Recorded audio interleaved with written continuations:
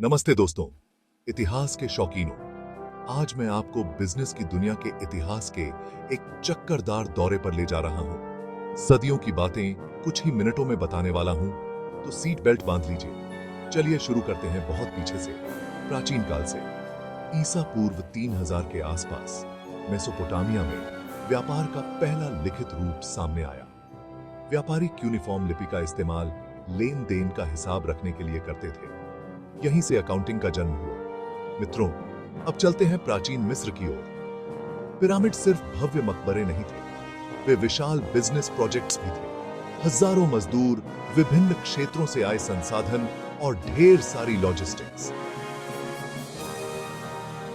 Project management की तो बात ही निराली। अब एक छलांग लगाते हैं प्राचीन ग्रीस की तरफ।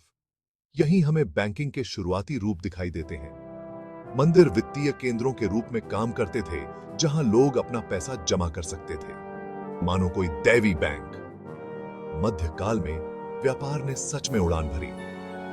सिल्क रोड ने पूरब और पश्चिम को जोड़ दिया। बड़े पैमाने पर सामानों, विचारों और संस्कृतियों का आदान प्रदान हुआ। इसे ग्लोबलाइजेशन का नाम मिलने से पहले ही ग्लोबलाइजेशन हो रहा था। पुनर्जागरण के दौर में एक वित्तीय क्रांति आई। इटली में मेडिसी परिवार ने पहले आधुनिक बैंक स्थापित किए। उन्होंने कला, खोज और यहां तक कि युद्धों को भी वित्त पोषित किया। बिजनेस फल फूल रहा था। सीधे कूदते हैं 18वीं सदी के औद्योगिक क्रांति के काल में। मशीनों ने सब कुछ बदल दिया।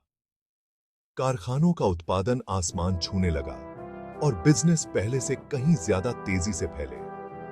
यही आधुनिक पूंजीवाद का जन्म था।